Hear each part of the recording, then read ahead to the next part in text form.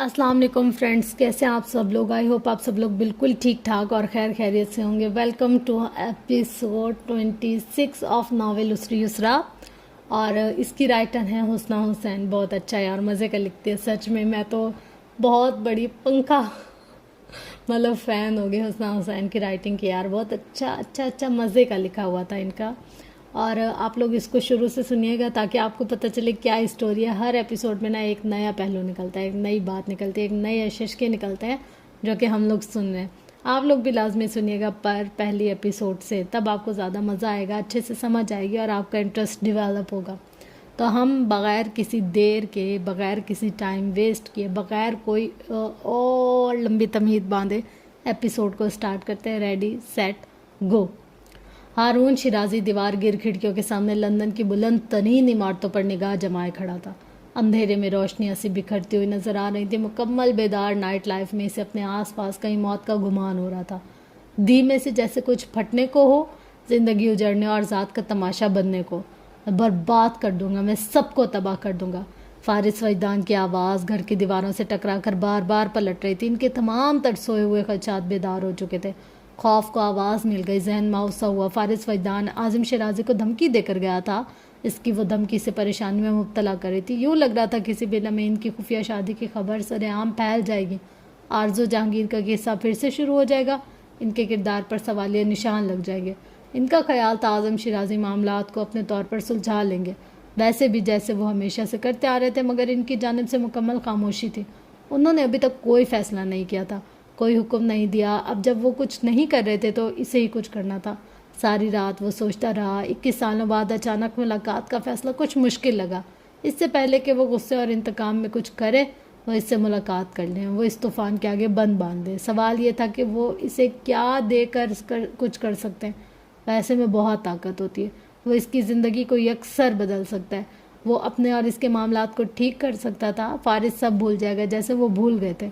हारून ने शाम तक हैदर को हुक्म दिया और वो इसे फारिस वजदान के फ्लैट तक ले गया। एक बैग मुलाजिम के हाथ में था। फ्लैट की बेल बजाते मुंतज़िर सा खड़ा रहा, बार बार कलाई मोड़कर वक्त देखता और अंदर से उभरते इस तरह पर काबू पाता रहा। कुछ ही देर में दरवाज़ा खुल गया। फारिस वजदान सामने खड़ा था। लम्हे भर के लिए इसकी सुर्खी माइल आंखों में आग का तासुर भड़क कर सर्द हो गया। लब सख्ती से भींचे ही रहे, गिरफ्त हैंडल पर जमी रही। इसे अपने बाप का चेहरा याद होते हुए भी याद न रहा। क्या हम बात कर सकते हैं? हारून की आंखों में दुख की तशब्बियाँ नजर आ रही थी। चेहरे परेशानी के तासुरात नुमाया थे। 2 दिन पहले जिस हाल में इसे देखा था, वो मंजर और हालत वो अभी भी इस पर हावी थी। इसकी कैफियत पहले से कुछ भी मुख्तलिफ ना थी। हैदर इसके पीछे ही खड़ा था, सर झुकाए, मुअद्दब सा। शायद आप गलत जगह पर आ गए, मैं तुमसे ज़रूरी बात करना चाहता हूँ।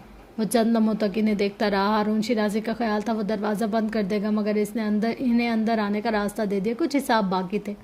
हारून शिराजी ने अंदर दाखिल होते ही एक तायराना निगाह अतराफ में दौड़ाई। इसका छोटा सा फ्लैट बहुत सर्द हो रहा था। खिड़कियों पर पर्दे गिरे हुए थे। रोशनी मुबम से नील को तासुर लिए हुए थी।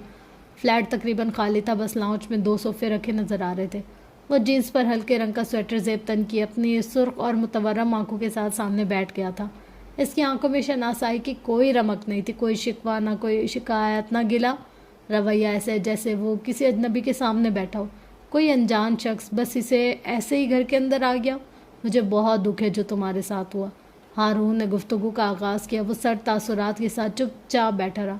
हमाद ने जो किया इसकी मैं तुमसे माफ़ी मांगता हूँ, ये बहुत गलत हरकत है। हारून ने मज़ीद कहा। जलती हुई आग में फारिस वजदान को खड़ा कर दिया। मैं तुम्हारे इस नुकसान को कंपनसिएट करना चाहता हूँ। इशारा मिलते ही मुलाजिम ने इसके सामने पैसों से भरा एक बैग रख दिया। शोलों की तपिश अब वजूद से आंखों में उतर आई। लब बाहम पैवस रहे। वो अजनबी निगाहों से इन्हें देखता रहा। वो इसकी आंखों के तासुरात से कुछ जज्बज हुए। इसने अभी तक कुछ नहीं कहा था, मगर वो इसे सुनना चाहते थे। कोई मुतालबा, कोई एतराज़, शिकवा, कोई बात ही सही, ताकि वो खुलकर इसके सामने अपनी ऑफ़र रख सके। मगर इसने लब सील लिए। इसकी खामोशी ने हारून का इस तरह बढ़ा दिया। मैं चाहता हूँ तुम ये सब कुछ भूल कर मूव ऑन कर जाओ। मैं हर तरह से तामुन के लिए तैयार हूँ। वो इसे फाइनेंशियली सपोर्ट करने की बात कर रहे थे, भारी भरकम और बिजनेस के ऑफ़र दे रहे थे। वो इसके आखिरी दम तक साथ देंगे। इनके तमाम दावों में वल्दियत का जिक्र कहीं नहीं था। हारून ने यह नहीं कहा वो इसे अपना लेंगे, अपने नाम और इसकी हकीकी पहचान से नवाज देंगे। इनका दिमाग हिसाब किताब में बहुत तेज़ी से चल रहा था। वो इसके ज़ख्म पर मरहम पट्टी पैसों से रख रहे थे। وہ اس کی محرومیوں کو آسائشات سے تول رہے تھے۔ سچویشن ایسی بن رہی تھی جیسے اب بس لوٹ آئے ہوں سب ٹھیک کرنے کے لیے، سارے حقوق سارے فرائض ادا کرنے کے لیے۔ وہ انہیں دیکھ رہا تھا، وہ انہیں سن رہا تھا۔ آپ ہمیشہ سے یہی چاہتے تھے، ہمیشہ سے۔ اس کے لب ہلے۔ ہارون شیرازی بات ادھوری چھوڑ کر اسے ناسمجھی سے دیکھنے لگے۔ اسی لیے آپ کبھی بھی میرے پیچھے نہیں آئے۔ ہارون شیرازی ایک دم سے گڑبڑا گئے۔ جتنی توجہ اور خاموشی سے وہ ان کی باتیں سن رہا تھا، انہیں لگا وہ اسے قائل کرنے میں کامیاب ہو گئے۔ فارس، اعظم شیرازی کا وہ واحد وعدہ صرف ایک بہانہ تھا۔ مجھے چھوڑنا آپ کا ذاتی فیصلہ، آپ کی اپنی خواہش تھی۔ ہارون شیرازی اپنی جگہ تھم گئے۔ ان کا پورا وجود جیسے کسی آہنی شکنجے میں جکڑ گیا۔ جس گفتگو سے وہ بچنا چاہ رہے تھے وہ شروع ہو چکی تھی۔ جس معاملے کو وہ 21 سال پہلے دفن کر چکے تھے وہ پھر سے زندہ ہو رہا تھا۔ وہ یہاں اس کے لیے نہیں آئے تھے بحث میں پڑھنے، ان سوالات میں الجھنے نہیں۔ ان کا سر بے اختیار نفی میں ہلا۔ فارس، ایسا نہیں ہے۔ ایسا ہی ہے، اس نے کاٹدار آواز میں سناٹے میں گونجی۔ فارس، میں بہت مجبور تھا۔ تم اس وقت بہت چھوٹے تھے، تم شاید نہیں جانتے، لیکن تمہارے دادا نے… وہ شروع ہو گئے۔ فارس وجدان خاموش نگاہیں ہارون شیرازی کے چہرے پر ٹھہرا کر بیٹھا رہا۔ وہ خود کو بری ذمہ کرتے ہوئے کسی معاہدے کا حوالہ دے رہے تھے۔ وہ اسے دادا کے فیصلوں سے آگاہی دے رہے تھے۔ وہ کتنے مجبور، بے بس اور لاچار تھے۔ انہیں نہ چاہتے ہوئے بھی اسے چھوڑنا پڑا، اور وہ خاموش ویران آنکھوں سے اپنے باپ کو دیکھ رہا تھا۔ ہارون شیرازی کی تحریر بالکل صاف تھی۔ ان کے نام اعمال میں کسی ظلم کا حوالہ نہیں تھا، حقوق اور فرائض کی کوئی بات نہیں تھی۔ ذکر صرف ایک مجبوری کا تھا۔ وہ ہر الزام سے بری ہو چکے تھے۔ جو بھی ہوا تھا اعظم شیرازی سے ہوا تھا۔ وہ ان کے باپ تھے، وہ ان کی حکم عدولی نہ کر سکے۔ وہ اتنے کمزور تھے کہ اسٹینڈ نہ لے سکے۔ پتھر کے مجسمے میں ڈھلا ہوا فارس اپنے باپ کو دیکھ رہا تھا۔ وہ باپ جو کئی سالوں کے بعد اس سے ملاقات کر رہا تھا۔ وہ باپ جسے اپنی کسی غلطی کا ادراک تھا، نہ احساس، نہ کسی فیصلے پر دکھ، نہ پشیمانی۔ کیسا چہرہ تھا جو انہوں نے پینٹ کر رکھا تھا اپنی ہی مرضی کا، اپنے حساب سے۔ کیسی شاندار سی تصویر تھی ان کی جس میں وہ خود کو کھڑا رکھتے تھے، اور کیسا عظیم سا پتلا تھا ان کے نفس کا جس کے سامنے وہ خود ہی اپنا سر جھکائے ہوئے تھے۔ اعظم شیرازی کو بیچ میں مت لائیں۔ صوفے سے اٹھتے ہوئے اس نے تحمل سے دانت پیس کر متنبہ کیا۔ جس طرح میں اس وقت آپ کے اور اپنے بیچ کسی کو نہیں لا رہا، آپ بھی مت لائیں۔ اس کی آنکھیں لہو رنگ ہو رہی تھی، آواز غصیلی، وجود سلگ رہا تھا۔ فارس، مجھ سے پہلے ملازم کا بیٹا آپ نے کہا تھا۔ مجھے یتیم سمجھ کر میرے سر پر پہلا ہاتھ آپ نے رکھا تھا۔ میری آواز سن کر کال آپ نے کاٹی تھی۔ مجھے بازوؤں سے پکڑ کر خود سے الگ آپ نے کیا تھا۔ اس کی مضبوط آواز میں بے انتہا درد اور غصہ جھلک رہا تھا، کرب اور شدت نظر آ رہی تھی۔ وہاں کوئی اعظم شیرازی نہیں تھا، وہاں کوئی اعظم شیرازی کبھی نہیں تھا۔ وہ حلق کے بل چیخا۔ ہارون شیرازی کو اپنے اندر سب کچھ فنا ہوتا ہوا محسوس ہوا۔ فیصلہ آپ کے باپ نے کیا، آپ نے ایک باپ ہو کر کیسے مان لیا؟ اس نے درشتگی سے پوچھا۔ وہ لاجواب ہو گئے۔ اتنے سرد ماحول میں انہیں اپنی ہتھیلی بھیگی ہوئی محسوس ہوئی۔ ڈر تھا نا جائیداد سے آگ نہ کر دیں۔ محبت جائیداد سے تھی، جائیداد کے لیے مجبور ہو گئے۔ جس آئینے میں وہ اپنا عکس دیکھتے تھے ٹوٹ کر چور ہوا۔ اس کے ٹکڑے روح کے اندر تک گھائل کرتے گئے۔ کیا مجبوری میں اولاد کا قتل جائز ہے؟ اسے چھوڑنا، اسے بھولنا، اس کی ذمہ داری سے ہاتھ کھینچ لینا بھی؟ وہ پھنکارا۔ کیا کہہ رہے تھے آپ؟ بیٹے کی غلطی، اعظم شیرازی کا فیصلہ۔ میرے ساتھ ان 21 سالوں میں جو کچھ بھی ہوا اس کے ذمہ دار صرف آپ ہیں۔ میرے ہر دکھ اور ہر غم کی وجہ آپ ہیں۔ میری بیٹی کی جان آپ کی وجہ سے گئی۔ وہ گھٹیا لڑکی مجھے میرے منہ پر ناجائز کہہ کر گئی آپ کی وجہ سے۔ اور آپ کو لگتا ہے آپ سے کبھی کوئی غلطی نہیں ہوئی؟ اپنے ضمیر کے ٹوٹے ہوئے آئینے میں اپنا بکھرا ہوا عکس دیکھتے ہیں، اندر کی جنگ لڑتے، کٹتے، مرتے ہوئے وہ کس قدر کوشش سے اپنی جگہ سے اٹھ کر کھڑے ہوئے تھے۔ ان کی سالہ سال سے بند آنکھیں کھل گئی تھیں، اور آج آپ کو میرا نقصان نظر آیا اور آپ اسے کمپنسیٹ کرنے آئے ہیں ان پیسوں سے۔ آنکھیں سلگ اٹھی۔ آپ کو کیا لگا میں بھی آپ کے جیسا ہوں؟ پیسہ دیکھ کر اولاد کا غم بھول جاؤں، آپ کی غلطی، آپ کا ظلم بھول جاؤں؟ اس کے الفاظ چابک تھے، ان کا وجود لہو لہان ہو گیا۔ فارس بیٹے، وہ ایک دم سے بے اختیار ہو کر آگے بڑھے۔ میرا نام مت لے۔ اسے ضبط کر کے پیچھے ہٹتے ہوئے انہیں روکا، ہاتھ بڑھا کر ایک فاصلہ قائم رکھنے کی تاکید کی۔ اور مجھے پلیز بیٹا مت کہیں، یہ حق صرف میرے باپ کا تھا اور میرا باپ مر چکا ہے۔ ان کا دل جیسے پھٹنے لگا۔ 21 سال پہلے مجھے آپ کی ضرورت اور چاہت تھی، پھر میں نے آپ کو مار دیا۔ میں نے 6.5 سال کی عمر میں اپنے اس دماغ میں آپ کو ایک نہر میں گرا کر مار دیا، پھر پہاڑ سے گرا کر مارا، پھر ایکسیڈنٹ میں ان کی سانسیں تھم گئی، آنکھوں میں ایک کرب سا جھلکنے لگا۔ پھر میں نے آپ کی قبر بنائی، دفن کیا، اور پھر سمجھ گیا میں یتیم ہوں، میرے ماں یا باپ نہیں ہے۔ میں ہر رات یہی کرتا ہوں، میں ہر رات آپ کو اور آرزو جہانگیر کو دفن کرتا تھا۔ ایسے آسانی سے رہتی تھی میں، بھولی ہوئی آسانیاں۔ اس کی آنکھیں بھیگ گئی تھی، وہ کچھ بھی کہنے کے قابل نہ تھا۔ میں نے آپ کو اندر آنے دیا، سوچا سن لوں اعظم شیرازی کا بیٹا آج مجھ سے کیا کہنے والا ہے۔ ہو سکتا ہے میری بیٹی کی تعزیت کر لے آیا، ہو سکتا ہے اسے اپنے ظلم کا احساس ہوگا اور معافی مانگنے آیا ہو، لیکن ہارون اعظم شیرازی پیسوں سے بھرا ہوا ایک بیگ لایا ہے۔ اس نے اپنی آنکھوں میں نفرت لیا، ہاتھ سے اشارہ کیا۔ اسے ڈر ہے میں چیخ کر پوری دنیا کو نہ بتا دوں کہ میرا باپ کون ہے۔ اس کا چہرہ سرخ ہو رہا تھا، کن پٹی کی رگیں ابھری ہوئی تھی۔ ہارون شیرازی زمین کی تہوں میں اتر چلے تھے۔ اگر آج آپ بھری دنیا میں اعلان بھی کر دے کہ میں آپ کا بیٹا ہوں تو میں آپ سے لا تعلقی کا اظہار کروں گا۔ میں اپنی رگوں سے آپ کا خون نکال سکتا ہوں، لیکن میں اپنے نام کے ساتھ آپ کا نام نہیں لکھوں گا۔ اس نے میز پیسوں سے بھرا بیگ اٹھا کر ان کے قدموں میں پھینک دیا، کچھ نفرت اور حقارت سے۔ ہارون شیرازی نہیں جانتا تھا کہ ایسی تربیت نہیں ہوئی میری کہ میں پیسوں کو دیکھ کر پاگل ہو جاؤں، اور ایسے چھوٹے غم بھی نہیں ہیں میرے کہ دنیا کی دولت ان کا مداوع کر سکے۔ بس وہ آخری بار، وہ آخری جملہ اور ضرب تھی، اور ان کا خود ساختہ بت پاش ہو گیا۔ اب آپ جا سکتے ہیں۔ اس نے دروازہ کھول کر انہیں جانے کا راستہ دکھایا۔ وہ کچھ دیر تک یوں ہی کھڑے رہے، قدم اٹھائے تو بھاری محسوس ہوئے۔ نگاہیں بھٹک کر دوبارہ اس کے چہرے تک گئی، وہ چہرہ جس میں ہمیشہ انہیں آرزو جہانگیر کی جھلک نظر آتی تھی، وہ آنکھیں جو اس کے دھوکے کی یاد دلاتی تھی، وہ تاریک اور ویران آنکھیں۔ وہ کسی آرزو جہانگیر کی نہیں تھی، وہ چہرہ بھی اس کا نہیں تھا۔ وہ دروازے تک آئے اور رک گئے، گردن موڑ کر اسے دیکھا۔ وہ بھی نہیں دیکھ رہا تھا جیسے دشمن کسی حریف، کسی ظالم کو دیکھتا ہے۔ وہ اس کی آنکھوں میں جھلکتے شدید نفرتوں کے طوفان میں گم ہونے لگے۔ 21 سال کسی نے ہر رات انہیں مارا، اور وہ دن کے اجالے میں پھر سے زندہ ہوئے۔ 21 سالوں تک کوئی ان کی مسلسل قبر بناتا رہا، اور وہ دفن رہ کر باہر نکلتے رہے۔ وہ جسے ڈھال ہونا چاہیے وہ تلوار بن گیا تھا، جسے وار ہونا چاہیے وہ سہنا سیکھ چکا تھا، وہ مقابل ہو گیا تھا۔ وہ فلیٹ سے باہر نکلے اور دروازہ زور سے بند کر دیا۔ وہ راہداری میں بیگ ہاتھ میں لیے اپنے ملازم کے ہمراہ کھڑے تھے، آنکھیں بھیگی ہوئی، سر جھکا ہوا۔ جس اعتماد کے ساتھ وہ آئے تھے وہ ریزہ ریزہ ہو چکا تھا۔ جس استحقاق سے خسارہ پورا کرنا چاہتے تھے وہ استحقاق مٹی ہوا تھا، اور اندر فارغ وجدان دروازے کے ساتھ پشت ٹکائے ٹھنڈے فرش پر اپنا سر دبائے بیٹھا رہ گیا۔ میرے لیے کون سوچتا ہے؟ جدا جدا ہیں میرے قبیلے کے لوگ سارے، جدا جدا سب کی صورتیں ہیں، سبھی کو اپنی انا کے اندھے کنوؤں کی تہ میں پڑے ہوئے ہیں۔ خوشی کے پنجرے، ہوس کے ٹکڑے، حواس ریزہ، ہر اس کنکر تلاش ناسی، کبھی کو اپنے بدن کی شے میں قطرہ قطرہ لہو کا لاوا انڈیلنا ہے، سبھی کو گزرے دنوں کے دریا کا دکھ وراثتوں میں جھیلنا ہے۔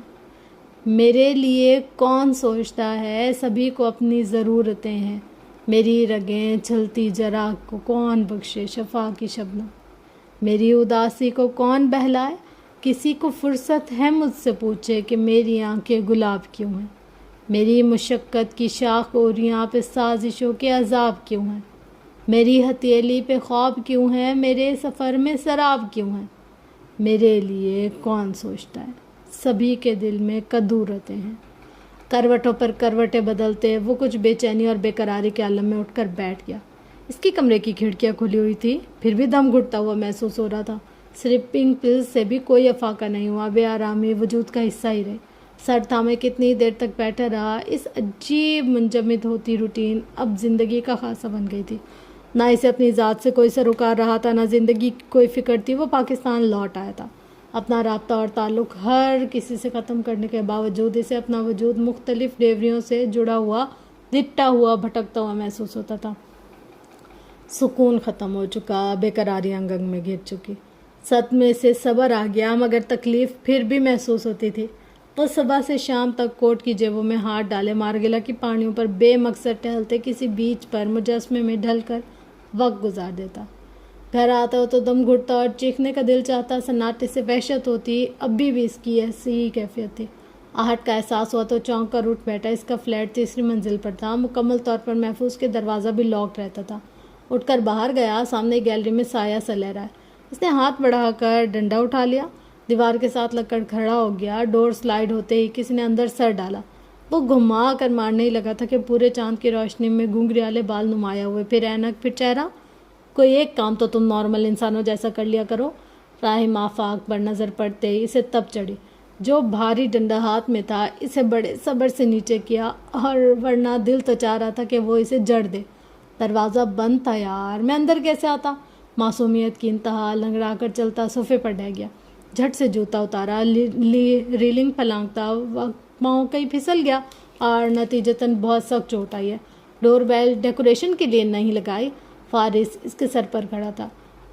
مجھے بالکل پتہ نہیں تھا۔ جرابیں اتار کر زخم کا معائنہ کرتے سر اٹھائے۔ نیم تاریکی میں وہ سیاہ جینس پر سفید رنگ کی شرٹ زیب تن کیے کھڑا تھا۔ آنکھوں کے ہلکے نمایاں تھے، رنگت بھی زرد، چہرے پر کوئی تاثر نہیں، ویرانی، خاموشی اور سناٹا، اندر بھی اور باہر بھی۔ اس کی چھوٹے سے فلیٹ میں زندگی بس اس دل تک محدود تھی جو دھڑک رہا تھا، ورنہ تو وجود تو ایک زندہ لاش تھا۔ اپنے زخموں کو چھوڑ چھاڑ کر اٹھ کھڑا ہوا۔ تم پاکستان آ گئے اور مجھ سے رابطہ نہیں کیا؟ میں نے ضروری نہیں سمجھا۔ مڑ کر کچن چلا گیا، کیبنٹ سے فرسٹ ایڈ باکس نکال کر اس کے سامنے میز پر رکھ دیا۔ راہ منزو اپنی جگہ کھڑا رہا۔ تم نے ضروری نہیں سمجھا؟ اس کا لہجہ چپتا ہوا تھا۔ زخم صاف کر لو، انفیکشن نہ ہو جائے۔ اس کی بات ختم ہونے سے پہلے ہی اسے گھونسا پڑا تھا۔ وہ میز پر لڑکھڑا کر نیچے جا گرا، ہونٹ کا کونا پھٹ گیا، خون کی دھار بہہ نکلی۔ بہت کھجلی ہو رہی تھی اس کے ہاتھ میں۔ اپنے ہاتھ کو جنبش دیتے اس نے کہا، گریبان سے دبوچ کر دیوار کے ساتھ لگایا۔ اس نے راہم کو اس سے پہلے اس قدر شدید غصے میں نہیں دیکھا تھا۔ 5 مہینے ہو گئے مجھے تمہیں ڈھونڈتے ہوئے اور تم نے ضروری نہیں سمجھا۔ آنکھوں میں قہر لیے اس کی گرفت سخت پڑی تھی اور وہ سر جھکائے چپ رہا۔ وہ اس کا گریبان چھوڑ کر بکتا جھکتا سیدھا کمرے میں گیا۔ لائٹس آن کر کے اس کا سامان مشتعل ہو کر الٹ پلٹ کرتا۔ کچھ ڈاکومنٹس تھے، بس کی ٹکٹ اور ہینڈ گن۔ وہ اسے اٹھائے باہر آیا۔ پنڈی کیوں جا رہے ہو تم؟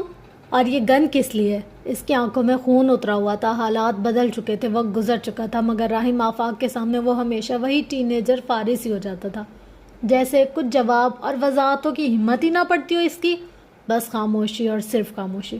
کچھ پوچھ رہا ہوں تم سے۔ وہ پھٹ پڑا، وہ دم سادے چپ رہا۔ اس لیے کہ اس گھٹیا لڑکی نے تمہارے بھائی سے شادی کر لی تو تم نے اپنی زندگی برباد کرنے کا فیصلہ کر لیا۔ یہ نہیں سوچے کہ اچھا ہوا وہ ناگن تمہاری زندگی سے ہی نکل گئی۔ فارس کی مٹھیاں سختی سے بھینچ گئی۔ اس کی سرخی مائل آنکھوں میں قہر کی نمی بڑھتی گئی۔ کیا پلان ہے تمہارا؟ اب کیا کرنا چاہتے ہو تم؟ خاموشی چھائی رہی۔ یہ بتاؤ مجھے، یہ سب میرا وہم اور شک ہے اور تم ایسے نہیں کر رہے؟ اسے گربان سے دبوچ کر جھنجھوڑ ڈالا۔ یہ گن میری پروٹیکشن کے لیے اور راول پنڈی میں جاب کے لیے جا رہا ہوں۔ اس نے سختی سے اپنا گربان چھڑا لیا۔ ضبط سے چہرہ سرخ ہو رہا تھا، آنکھوں میں نمی بڑھ چکی تھی۔ راہم لب بھینچے اسے دیکھتا رہا۔ انداز سے واضح تھا اسے فارس کی کسی بات پر یقین نہیں آیا تھا۔ یہ ٹھیک نہیں ہے جو تم سوچ رہے ہو یا جو کرنا چاہ رہے ہو فارس، یہ ٹھیک نہیں ہے۔ وہ تحمل سے چند لمحوں تک راہم کو دیکھتا رہا، پھر اس نے لاؤنج ٹیبل کے دراز سے کچھ کاغذات نکال کر اس کے سامنے رکھے۔ اپائنٹمنٹ لیٹر اسے پنڈی سے موصول ہوا تھا، جس کمپنی کی طرف سے اس کمپنی کا نام بھی لکھا تھا۔ اس کی لائسنس شدہ گن پچھلے 5 ماہ سے اس کے پاس تھی۔ یہ وقت کافی تھا کسی بھی حملہ کرنے، کسی کی جان لینے کے لیے۔ شاید تم نہیں جانتے، تمہارے صاحب کا پوتا اپنی بیوی کے ساتھ لندن میں ہے۔ راہم کے اندر کے تمام خوف اور خدشات جھاگ کی طرح بیٹھ گئے۔ اپنے چہرے پر ہاتھ پھیرتے اس نے گہری سانس لے کر اپنے اعصاب پر قابو پانے کی کوشش کی تھی۔ پھر وہ اس کی طرف متوجہ ہوا تھا۔ لندن میں وہ جتنا عرصہ اس کے ساتھ رہا، ہمیشہ سوال نظر انداز کر کے وضاحتوں کو چھپا لیا کرتا تھا۔ سن کر انسنی کرتا ہوا کوئی کیا سوچتا ہے اس سے بے پرواہ نظر آتا تھا، مگر پہلی بار اس نے راہم آفاق کو کوئی وضاحت دی تھی۔ تمہارے ساتھ جو کچھ بھی ہوا اس کا مجھے بہت افسوس ہے، لیکن مجھے نہیں ہے۔ میں یہ سب ڈیزرو کرتا تھا۔ اس کی ویران آنکھوں میں زندگی کی رمق نہ تھی، اس کے چہرے سے مسکراہٹ ختم ہو چکی تھی، اس کے دل میں اب کوئی احساس نہ تھا۔ راہم چند لمحوں تک اسے دیکھتا رہا۔ وہ اس کے لیے بھائیوں جیسا تھا۔ اس کی تکلیف ہمیشہ اسے عجیب سا دکھ دیتی تھی۔ یہاں تم غلط ہو، اسے گلے لگاتے ہوئے پشت تھپتھپائی۔ تم بس یہی ایک مکہ ڈیزرو کرتے ہو جو میں نے تمہیں مارا۔ فارس کے لبوں پر تلخ سی مسکراہٹ ابھر کر معدوم ہو گئی۔ بہت بھوک لگی ہے یار، تمہارے پاس کچھ کھانے کو نہیں ہے؟ अलग होकर वो किचन की तरफ भागा, फ्रीजर खोल कर निगाह दौड़ाई, एक हाथ में जूस पकड़ा, दूसरे से सालन का बॉल निकाल दिया।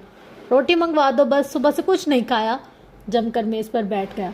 गहरी सांस लेते फारिस ने कोट उठाया और बाहर निकल गया। जूस पीते हुए राहिम की निगाह इसके गन हैंडल पर ठहर गई, जो लाउंज के टेबल पर रखी हुई थी और जिस पर पूरे चांद की रोशनी पड़ रही थी। मुझे सुनो, जैसे कोई बारिश को सुनता है। मुझे सुने बहीर, सुनो मैं क्या कहता हूँ। खुली आंखों के सामने जीते जागते 5 हिस्सों को तमाम बेदार रखते हुए अबर बरस रहा है, धीमे कदमों जैसे, अल्फाज की धीमी सरसराहट के जैसे। हवा, पानी और लफ्ज़ बिना कोई आवाज़ किए। ये जो हम हैं और ये माहो साल और लम्हे, नारसा वक्त की गिरे बाँ उदासी लिए। वो अपनी ईमेल्स देख रहा था। लाशारी ग्रुप ऑफ इंडस्ट्रीज़ की जानिब से गुज़िश्ता रात ही जवाब मौसूल हुआ था। इसकी सीवी देखी जा चुकी थी, इसे इंटरव्यू के लिए बुलाया गया था। वो कुछ देर तक पेशानी मसलता रहा। पिंडी से एक्सपेक्टेशन लेटर इसे मिल चुका था, लेकिन इसकी ख्वाहिश लाशारी ग्रुप ऑफ इंडस्ट्रीज से जुड़ने की थी। शिराजी इंटरप्राइजेस के मुकाबले में बस लाशारी ग्रुप ही आ सकता था। मुकाबला शायद इनका ही था, इनमें ही था। आजम शिराजी बिजनेस में मात देने की भरपूर सलाहियत रखते थे। हैदर तुम्हें ढूंढ रहा है। इसके बराबर में सोफे पर दम से बैठते हुए राहिम ने हेडफोन्स हटाकर कहा, तुम्हारी मम्मी भी 6 महीने हो गए, तुमने कोई राब्ता नहीं किया, सब तुम्हारे लिए बहुत परेशान है। इसका सर झुका रहा, उंगलियों की पैड पर मुतहरिक रही। वो नई ईमेल टाइप कर रहा था। ठीक है, जो हुआ सो हुआ, लेकिन इस तरह राब्ता ख़त्म करने देने से क्या होगा वो बता नहीं सका। इस खानदान से दूरी में ही इसकी भलाई थी। राहिम टहलते, चॉकलेट्स खाते, लैपटॉप पर कोई काम करते मुसलसल इसे देख रहा था। उठकर इसके पास पंजों के बल बैठ गया, गर्दन आगे करके इसे देखा मशकूक होकर। क्या चल रहा है तुम्हारे दिमाग में? फारिस ने इसकी पेशानी ठोक कर पीछे किया। हाउच, वो सर पकड़ कर कहा, क्या है यार, अपने काम से मतलब रखो। इतने अरसे बाद इसने बाकायदा तौर पर कोई बात की थी। देखो, अगर तो तुम कत्ल की प्लानिंग कर रहे हो तो तुम्हें पहले मुझसे बात करनी चाहिए। लैपटॉप बंद करके एक तरफ कर दिया। तुमसे क्यों बात करनी चाहिए? राहिम की आंखें फैल गईं। आई न्यू इट, तुम वाकई में कुछ करने वाले हो। इसे कंधे से थाम कर झंझोर डाला। होश में आओ फारिस, एक बार फिर सुन लो। एक इंसान का कत्ल पूरी इंसानियत का कत्ल है। वो चीखा। बात वो कर रहा है जो बच्चों को अगवा करता है। वो एक नेकी का काम था, जता कर कहा। फारिस तासुफ से इसका सर हिलाता रुख मोड़कर कुछ और लिखने लगा। इसने घूम कर और सोफे के पीछे खड़े होकर बाकायदा इसका लेटर पढ़ा। तो लाशारी ग्रुप ऑफ इंडस्ट्रीज क्या करना चाहते हो? वैसे इसका मालिक मुझे भी कुछ खास पसंद नहीं। क्यों ना हम मिलकर लाशारी ग्रुप ऑफ इंडस्ट्रीज का बेड़ा गर्क कर दें? क्या तुम मुझे काम करने दोगे? झुला कर कहा तो वह हाथ खड़े किए वापस सोफे पर आ बैठा। मेज पर टांग रखी शक भरी निगाहों से इसे देखने लगा। मैं फिलहाल सिर्फ जॉब की तलाश कर रहा हूँ, इसने जब्त करके वजाहत दी। हाँ, वो भी सिर्फ इसी कंपनी में जो आजम शिराजी के मुकाबले में। तुम अपना सारा गुस्सा इन पर निकालना चाहते हो, इन्हें तबाह करके। फारिस लब नीचे से देखता रहा। वो हमेशा इसके दिमाग तक, इसकी सोच तक पहुंच जाता था। आज भी पहुंच गया था। वैसे क्या तुम जानते हो इनके साथ आजम शिराजी की रिश्तेदारी भी है? फारिस ने चौंक कर सर उठाया। कैसी रिश्तेदारी? दाऊद लाशारी तुम्हारी मम्मी के वालिद हैं। फारिस हैरान सा बैठा रह गया। वो गहरी मुस्कुराहट के साथ उठकर चला गया। अगले दिन सुबह सवेरे जॉगिंग से वापसी पर माथे से पसीना साफ करते इसके पास आया। फारिस या 3 पीस सूट में मलबूस अपने जॉब इंटरव्यू के लिए मुकम्मल तैयार नजर आ रहा था। Best of luck. कंधा थपथपाकर सोफे पर जा बैठा, टीवी ऑन कर लिया, चिप्स का पैकेट भी खोल लिया। तुम यहाँ से कब तक जाने वाले हो? चिप्स खाते हुए इसका मुंह रुक गया। गर्दन मोड़कर फारिस को देखा। तासुरात एकदम से खतरनाक हो गए। शर्म नहीं आती अपने बड़े भाई से ऐसे सवाल करते हुए? गुस्से से भड़क कर बोला। भूल गए वो वक्त जब मैंने तुम्हें बिगोनिया हाउस में पूरे 4 साल तक बर्दाश्त किया था, और इस बर्दाश्त के पैसे भी तुमने बहुत लिए हैं। मैं फ्री में यहाँ क्यों रखूं? वो सर्द लहजे में बोला। आंखों में शक था, कहीं इसे दोबारा ना भेजा गया हो। ठीक है, किराया ले लेना मुझसे।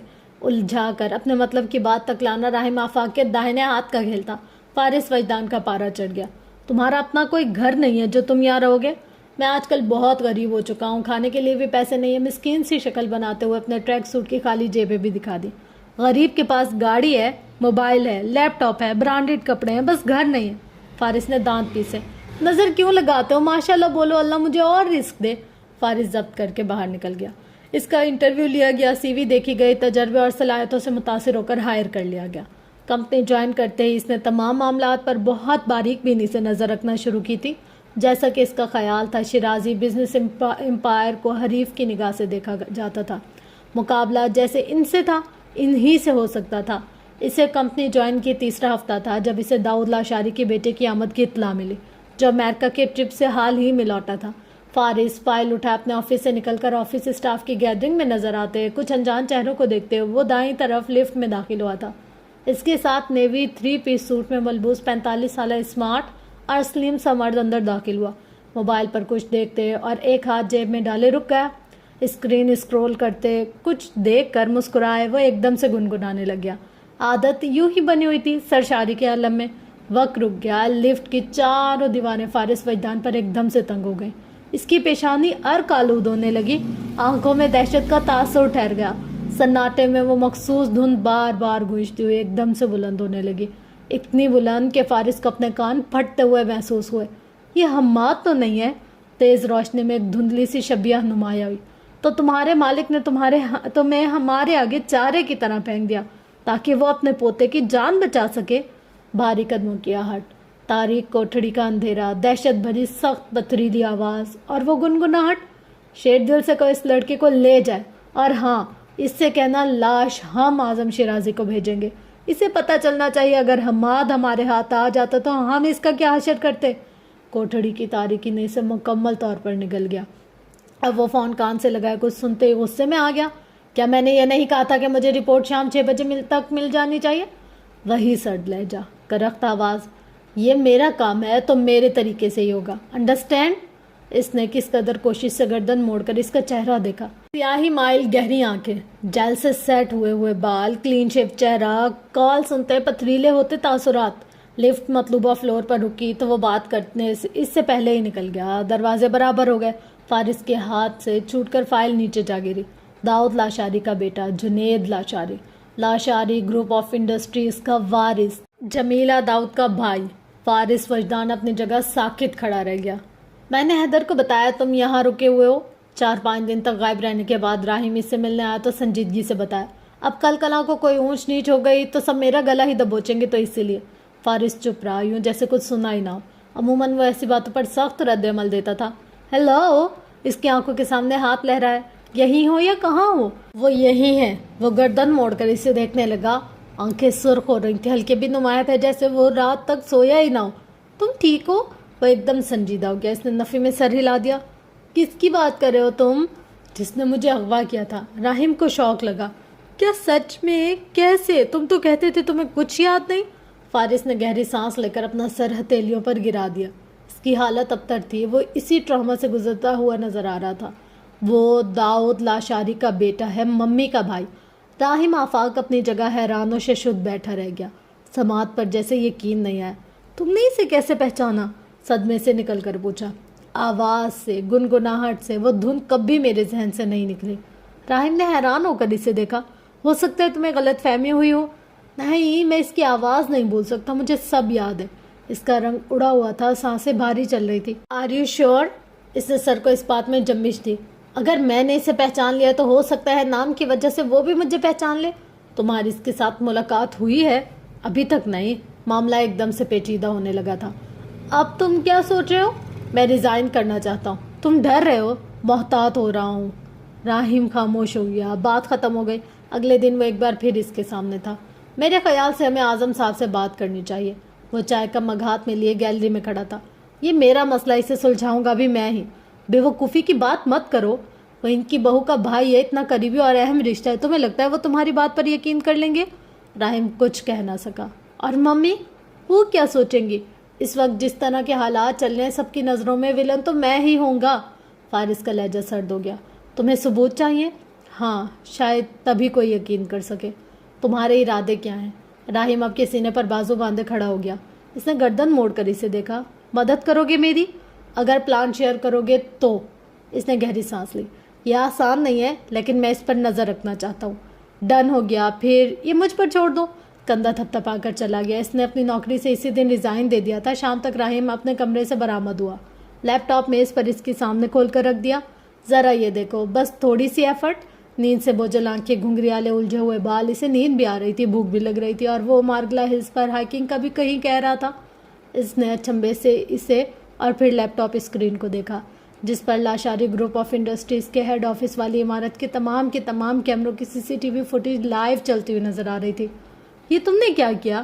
میں نے IP ایڈریس کو آن لائن سرچ کیا، لاگ ان بہت سمپل، پھر سگنیچر انفارمیشن کی کوشش کی، پاس ورڈز ٹرائی کیے اور بوم، کرسی کو گھماتے ہوئے یوں بولا جیسے بہت آسان ہو کام۔ تم نے لاشاری گروپ آف انڈسٹریز کا سارا سیکیورٹی سسٹم ہیک کر لیا؟ فارس صدمے سے اسے دیکھ رہا تھا۔ ہاں، تم نے کہا تھا تمہیں میری ہیلپ چاہیے، لو ہو گئی ہیلپ۔ فارس اسے دیکھ کر رہ گیا۔ لیپ ٹاپ اسکرین پر مختلف اسکرینز کے مناظر واضح تھے، پارکنگ ایریا تک کی ریکارڈنگ، راہداریوں کی، ریسیپشن کی، اندرونی احاطے کی بھی۔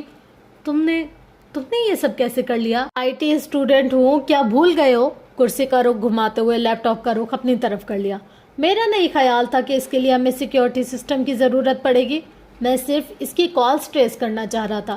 اسی کے لیے تو یہ سب کیا ہے، تم اس کے دماغ تک پہنچنا چاہتے ہو جبکہ میں اس کے آفس، اس کے فون تک۔ ہمیں پھر یہ بھی دیکھنا ہے وہ کن لوگوں سے ملتا ہے، کن سائٹس کو وزٹ کرتا ہے۔ بہت محتاط اور بہت پروفیشنل گفتگو کر رہا تھا، قدرے سنجیدہ بھی لگ رہا تھا۔ اس میں خطرہ بھی ہوگا، یہ والے کام مجھ پر چھوڑ دو، اس نے مطمئن ہو کر کہا۔ تم کیا کرو گے؟ دیکھتے جاؤ بس۔ وہ اپنی جیکٹ اٹھاتا وہاں سے چلا گیا۔ اس رات رہائشی عمارت کے نیچے اعظم شیرازی کی گاڑی آ کر کھڑی ہوئی۔ حیدر اوپر گیا تھا، وہ اس کے فلیٹ کا دروازہ بجا رہا تھا۔ اس نے دروازہ نہیں کھولا، اس نے کالز بھی ریسیو نہیں کی اور میسیجز بھی نہیں دیکھے۔ موبائل آف کے اپنے کمرے میں بند ہو گیا۔ اعظم شیرازی تم سے ملنا چاہتے ہیں؟ جاگنگ سے واپس آ رہا تھا، حیدر نے اسے راستے میں آ لیا۔ میں کسی سے نہیں ملنا چاہتا، بار بار مجھے ڈسٹرب کرنا بند کر دو، سخت لہجے میں کہہ کر وہ چلا گیا۔ اس کے بعد بھی دوبارہ ان کی گاڑی سے نظر آئی، مگر وہ ان سے ملنے، ان سے بات کرنے اور بات سننے نہیں گیا۔ راہمہ آفاق نے اپنا کام مکمل کر لیا تھا۔ بگ ڈیوائس وہ اس کے آفس میں لگا چکا تھا، CCTV کیمرے مکمل اس کے کنٹرول میں تھے، موبائل کالز تک ٹریس ہو سکتی تھی، اس کی گاڑی پر بھی ٹریکر موجود تھا۔ اب وہ جنید لاشاری کی کالز بھی سن سکتا تھا، میسیجز بھی دیکھ سکتا تھا۔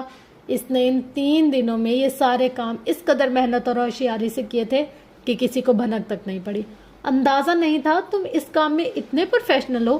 وہ متاثر ہوئے بنا نہ رہ سکا۔ دیکھ لو، اس نے فخر سے کالر سیدھے کیے، خواہ میں ہلکا لیتے رہتے ہو، میرے جیسے دوست اور بھائی قسمت والوں کو ملتے ہیں۔ فارس کھوجتی نگاہیں اس کے چہرے پر جما کر دیکھنے لگا۔ کون ہو تم؟ اس نے سنجیدگی کے عالم میں بہت اچانک سے پوچھا۔ یہ کیسا سوال ہے؟ راہم نے اچنبھے سے فارس کو دیکھا۔ Black hat hacker, white hat hacker, وہ میز پر کوہنیاں جما کر آگے ہوا۔ کول، راہم ہنستے ہوئے سیدھا ہو بیٹھا۔ یا پھر ریڈ ہیٹ ہیکر، رک کر کہا۔ یہ تم مجھے میرے بالوں کی وجہ سے کہہ رہے ہو؟ راہم نے ہنسی میں بات اڑاتے اس کی توجہ اپنے بالوں کی طرف دلائی جن میں سرخی مائل شیڈ نظر آ رہے تھے۔ یہ میرے سوال کا جواب نہیں ہے۔ فارس کی نگاہ اس کے چہرے پر جمی رہی، وہ جیسے اسے پڑھنے کی کوشش کر رہا تھا۔ میں تو بس ایک راہم ہوں، صرف ایک راہم، بازو پھیلا کر کا۔ اب سمجھ میں آ رہا ہے اعظم شیرازی نے تمہیں 17 سال کی عمر میں ہی کیوں ہائر کر لیا تھا۔ کیا سمجھ آ رہا ہے؟ اس نے پلیٹ سے بادام اٹھا لیے۔ یقیناً تم شیرازی انٹرپرائزز کا کوئی سسٹم ہیک کرتے پکڑے گئے تھے؟ میں کبھی پکڑا نہیں جاتا، پورے اعتماد سے نفی میں سر ہلایا۔ مگر حیدر تمہیں گردن سے پکڑ کر لایا تھا، یہ اس نے کہا۔ وہ روبوٹ تو کچھ بھی کہتا رہتا ہے، اس کی باتوں کو سیریس مت لیا کرو، اعتماد سے گویا ہوا۔ تو یہ کہ میرا سر نہ کھاؤ اور اپنے دشمنوں کی جاسوسی کرو۔ عادتاً اس کی پیشانی ٹھوک کر چاکلیٹ سے ریپر اتارتے ہوئے اٹھ کر چلا گیا۔ اگلے چند دنوں میں جنید لاشاری کی کال سنتے، میسیجز پڑھتے، اس کی ایک ایک حرکت پر نظر رکھتے، فارس وجدان پر انکشاف ہوا۔ اس کا فوکس اعظم شیرازی کے اور کہیں بھی نہیں تھا۔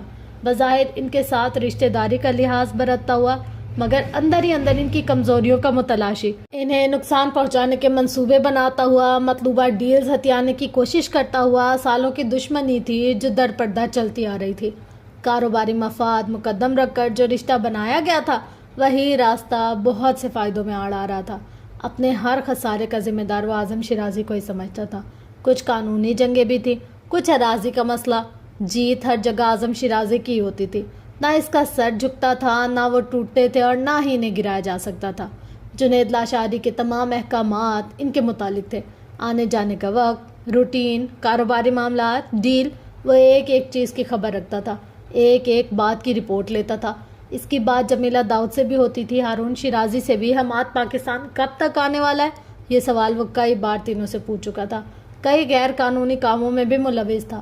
اس کے آدمی ایک طرح سے مجرم تھے جن سے وہ ہر طرح کا کام کروا سکتا تھا۔ اسے جنید لاشاری پر نظر رکھتے تیسرا ہفتہ تھا جب ایک فون کال نے اس کے اندر سناٹے پھیلا دیے۔ بات حماد کی ہو رہی تھی، وہ پاکستان آ چکا تھا تاہم وہ اپنے گھر نہیں گیا تھا۔ جنید لاشاری جانتا تھا اس وقت وہ کہاں اور کس کے ساتھ تھا۔ چالاک اور ہوشیار انسان تھا، جان گیا اس وقت حماد کی اپنی فیملی کے ساتھ کچھ اختلافات چل رہے ہیں۔ اس نے اپنی مرضی سے شادی کر لی تھی، اس کی بیوی منظر عام پر نہیں آئی تھی، ان کی شادی کو ابھی تک پبلک نہیں کیا گیا تھا۔ فارس کی رگوں میں خون دوڑنے لگا۔ تیار رہنا مس، کسی بھی وقت حکم دے سکتا ہوں میں۔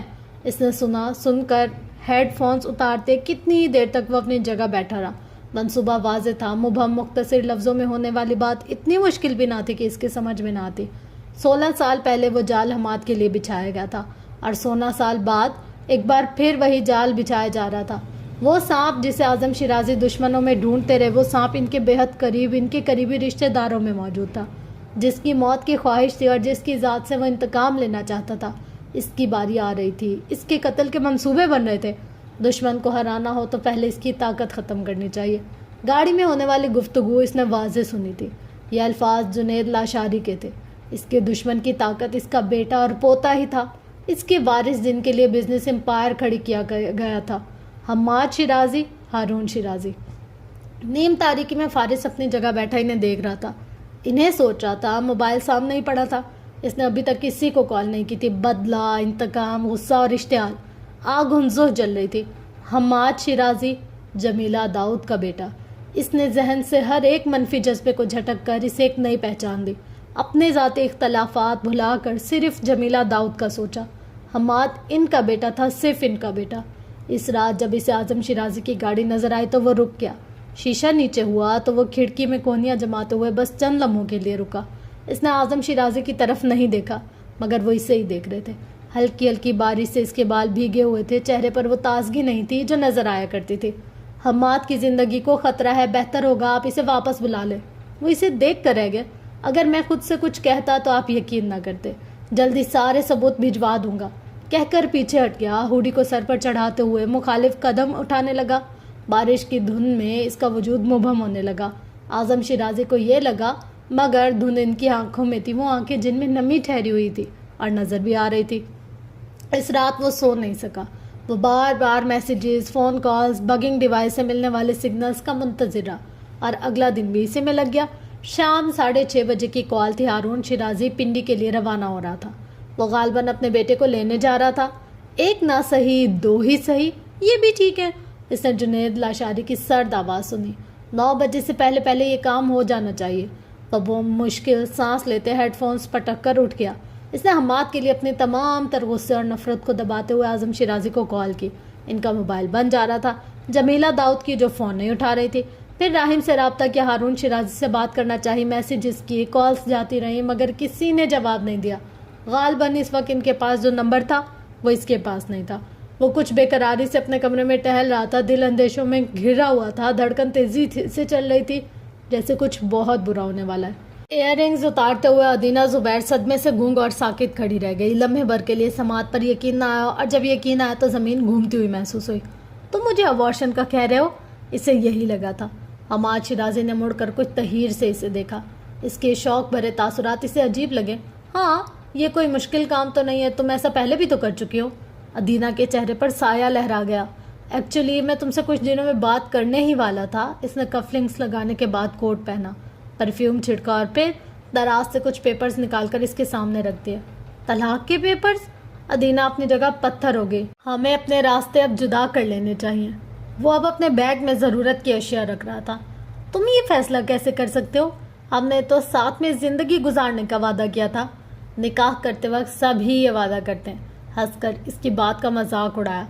تم مجھ سے محبت کرتے تھے حماد، اس نے یاد دلانا چاہا۔ تم بھی تو فارس سے محبت کرتی تھی۔ وہ سن ہوئی۔ وی آر ایون ناؤ، اب ہم برابر ہیں۔ ادینہ زبیر کی بے یقین آنکھیں حماد شیرازی پر ٹھہر گئی۔ تم یہ کیا کہہ رہے ہو؟ وہ رو دینے کو تھی۔ میں اپنے لیے بہتری کا فیصلہ کر رہا ہوں ادینہ ڈیئر۔ اعظم شیرازی نے اکاؤنٹ فریز کروا دیے۔ گھر سے نکال دیا تھا، جائیداد، کاروبار، اس کا ہر حصہ ختم ہو چکا تھا۔ اسے اندازہ نہیں تھا دینا زبیر کے ساتھ اس کی شادی اتنی مہنگی پڑ سکتی تھی۔ بدلہ یا انتقام وہی تھا جو پورا ہو چکا تھا۔ اب اسے اس کی ذات میں کوئی دلچسپی نہیں رہی تھی۔ وہ صدمے میں کھڑی تھی۔ کیا کیا خواب جو اس نے نہیں دیکھے تھے۔ شیرازی خاندان کے وارث سے، حماد سے شادی کر کے اب اپنے راستے الگ کرنے کی بات کر رہا تھا وہ۔ میں صرف اتنا جانتا ہوں، سب کچھ چھوڑ کر دادا کے پاس جاؤں گا تو وہ مجھے معاف کر دیں گے۔ اور میں؟ تم نے مجھ سے شادی کی، زبردستی نہیں کی۔